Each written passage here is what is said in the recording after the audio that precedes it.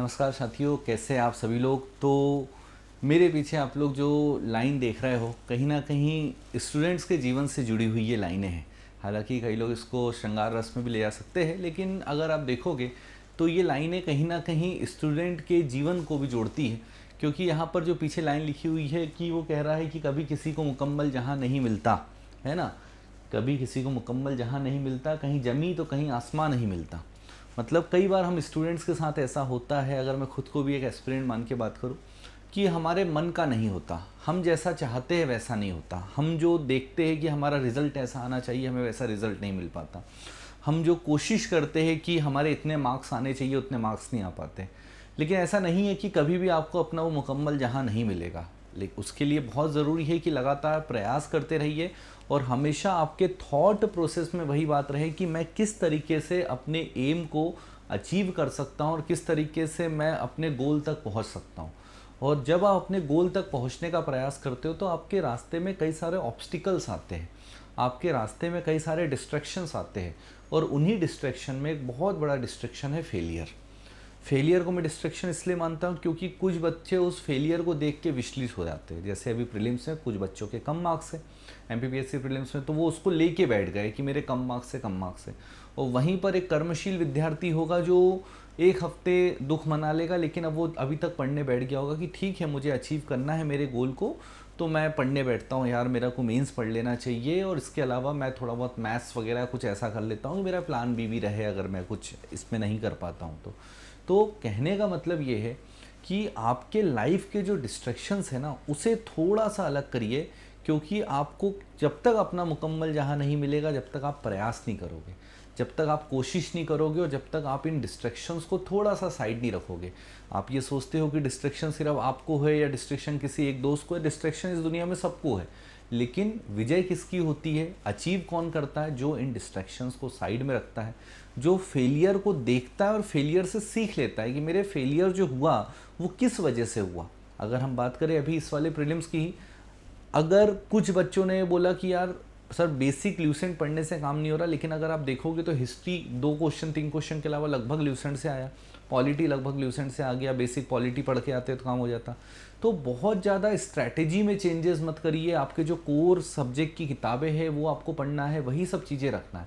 तो ये डिस्ट्रैक्शन आपसे बहुत कुछ करवा देता है। पूरा मटेरियल चेंज कर दोगे, नई नई किताबें ले लोगे, ये कर लोगे, वो कर लोगे, कुछ भी नहीं करना है। जो आपका मटेरियल है उस पर स्टिक रहिए। और ये मटेरियल की अगर मैं भावना बोलूँ तो आपको बोरिंग लगेगा। अगर मैं कहूँ कि आप उस रास्ते में जा रहे हो अपने उस मुकम्मल जहाँ को अचीव करने, तो आपके साथ जो सामान आप लेके निकले थे घर से, जो बैग में आपका सामान था, अगर आप एक पहाड़ पे चढ़ाई कर रहे हो तो आधे रास्ते में आप वो सामान फेंक के नया सामान ले लोगे, नहीं मेरे को ये सामान अच्छा नहीं लग रहा, फिर आपको सामान यूज़ करते ही नहीं आ रहा। आपको वो जो आपने नए नए कैम्प के लिए सामान लिए, खाना बनाने के उपकरण लिए, आप यूज़ ही नहीं कर पाओगे क्योंकि आपको उसकी आदत नहीं है। और बात तो वही थी, उस पुराने सामान से भी आपको वही प्रॉफिट हो रहे थे, नए वाले सामान से वही प्रॉफिट हो रहे थे। तो कहने का मतलब ये है कि छोटी सी असफलता या बड़ी असफलता भी हम माने तो एकदम से उसको देख के पूर्णतः पूरा प्लान चेंज नहीं करना चाहिए। हमारे जो पुराना प्लान था उसमें क्या गलतियां थी, उन गलतियों को सुधार करके हम आगे बढ़े, है ना। तो आप बिल्कुल अपनी मंजिलों तक पहुंच पाएंगे। और मैं ऐसा मानता हूं कि जब भी कोई विद्यार्थी या जब भी कोई स्टूडेंट अपने गोल को अचीव करने के लिए आता है तो उसके लिए बहुत ज़रूरी होता है कि उसको एक बेहतर और एक सटीक मार्गदर्शन मिल जाए। ये जो वीडियो जो है आज का मेरा ये था कि हमेशा बैच प्रमोशंस होते रहते, लेकिन कई बार बच्चों को एक वो प्रॉपर नहीं पता होता कि यार हमारे लिए कोई कोचिंग संस्थान है या कोई इंस्टीट्यूशन है वो कौन कौन से बैचेस लेके आया है और हमारे पास अगर हम तैयारी करना चाह रहे हैं। क्योंकि कुछ बच्चे ऐसे हैं जिन्होंने कभी प्रिपरेशन की ही नहीं है, उन्होंने ऐसे ही पेपर दे दिया था इस बार का। कुछ बच्चे ऐसे जो प्रिपरेशन करना चाह रहे हैं कि हम भी देखिए भाई, हम भी दो दो हाथ कर ले एमपीपीएससी में एक बार कि क्या होता है, कैसे गोल अचीव होता है। तो इसकी भी एक बात है। तो इसके लिए बहुत ज़रूरी होता है कि बेहतर मार्गदर्शन मिल जाए, एक सटीक रणनीति मिल जाए कि किस दिशा में हमें काम करना है और किस दिशा में हम अपने गोल को अचीव कर सकते हैं। तो उसके लिए ज़रूरी है क्या कि आपको एक पूरा प्रॉपर रोड मैप आपके पास हो। रोड मैप कब होगा? जब आपके पास प्रॉपर सिलेबस आपके पास पूरा डिफाइन होगा, कोई आपको पूरा सिलेबस एक बार प्रॉपर ढंग से पढ़ा दे, उस सिलेबस के एक एक पॉइंट्स आपको बता दे, उनके नोट्स आपके पास प्रॉपर हो, या आपको वो गाइड कर दे कि ये नोट्स आपको यहाँ से रिफ़र करना है, ये नोट्स आपको खुद बनाना है, इसमें ये सारी चीज़ें करनी है। जब आपके पास ये सारी चीज़ें होती हैं ना, तो सफलता हासिल करना बड़ा आसान हो जाता है। और इसी के लिए बहुत ज़्यादा ज़रूरी है कि आपको हमारे कोर्सेज़ के बारे में भी इन्फॉर्मेशन रहे, क्योंकि कुछ बच्चों को पता ही नहीं होता कि यार कौन सा नया बैच आया है, कौन सा बैच ले ले। कुछ बच्चों को थोड़ा सा जल्दीबाजी में पुराने बैच ही ले लेते हैं। अब देखो, जब भी नया बैच आएगा तो उसमें अपडेशन होगा। जब अगर मैंने आज किसी क्लास में कोई रिवर पढ़ाई है या मैंने एमपी का क्लाइमेट ही पढ़ाया है, मैं अगली क्लास में कुछ और अच्छा करूँगा, मैं कोशिश करूँगा क्लाइमेट में कोई नया फैक्ट और बता दूँ। तो ऐसे कुछ नए बैचेस हमारे द्वारा, जो बच्चे जिन्होंने आज तक प्रिपरेशन नहीं की है, 12th के बाद वाले, ग्रेजुएशन के बाद वाले, है ना, कई सारी हाउस वाइफ्स, कई सारे ऐसे लोग जो जॉब के साथ भी प्रिपरेशन करना चाहते हैं, तो स्टडी IQ उनके लिए अलग अलग कोर्स और अलग अलग बैचेस लेके आया है, एक बहुत ही नॉमिनल प्राइस में। और इतना नॉमिनल प्राइस की जो आपकी एजुकेशन को इतना अफोर्डेबल बना देता है। और एक सबसे बड़ा चैलेंज होता है सिविल सर्विसेज की तैयारी करने वाले बच्चों के लिए कि प्रिपरेशन बोलते हैं कि बहुत महंगी पड़ जाती है, समय तो कंज्यूम होता है, पैसे से ज़्यादा समय मूल्यवान है, लेकिन ऐसा लगता है कि फ़ीस भी बहुत ज़्यादा है। तो हमने उस फीस को इतना कम कर दिया कि यार बच्चे को फ़ीस भी ज़्यादा ना लगे, परेशान भी ना हो। तो एक नॉमिनल प्राइस में आपके लिए कोर्सेज़ हैं। और अगर हम बात करते हैं तो वो जो कोर्सेज़ हैं आपको कहाँ मिलेंगे, कहाँ उनकी जानकारी मिलेगी, तो कोर्सेज़ के नाम मैं आपको बता देता हूँ। और स्टडी IQ के आप ऐप को इंस्टॉल कर लीजिए, वहाँ पर आपको ये सारी चीज़ें मिल जाएगी। या तो आप studiiq.in पे भी जा सकते हो, वहाँ पर भी आपको ये सारे कोर्सेज़ की जानकारी अगर यहाँ पर आप देखोगे। तो अगर हम देखेंगे यहाँ पर सबसे पहले सृजन MPPSC फाउंडेशन, है ना, एक सृजन MPPSC फाउंडेशन बैच हम लोग चला रहे हैं, जो सृजन 5.0 के नाम से आया है, जो इंग्लिश मीडियम का बैच है। अगर कोई बच्चा कोर इंग्लिश मीडियम में प्रिपरेशन करना चाहता है, तो उस कोर इंग्लिश मीडियम में प्रिपरेशन करने के लिए उसको इंग्लिश प्रोग्राम में, इंग्लिश मीडियम की हमारी फैकल्टी है, ये बैच 16 मई से स्टार्ट हो रहा है। और इस सृजन 5.0 में हम सिर्फ इंग्लिश मीडियम के बच्चों के लिए बैच है, जिसमें उनको 2 प्लान मिलेंगे, गोल्ड और प्लैटिनम। जिसमें गोल्ड जो बैच रहेगा, जिसकी 2 साल की वैलिडिटी रहेगी और इसकी 48 मंथ्स की वैलिडिटी रहेगी। तो अगर आप यहाँ से देखोगे मतलब 4 साल। और इसमें आपको क्या क्या मिलने वाला है, live classes, GS foundation, individual mentorship, monthly current magazine, interview guidance programme, है ना। और अगर आप यहाँ पर ये प्लैटिनम बैच पे आते हो तो आपको प्रीलिम्स का crash course, full recorded foundation batch, recorded 5100 MCQ course, NCERT के रिकॉर्डेड कोर्सेज जो आपके बेसिक कंसेप्ट को बहुत अच्छे से क्लियर कर देगी, आपको बुक्स मिल जाएगी।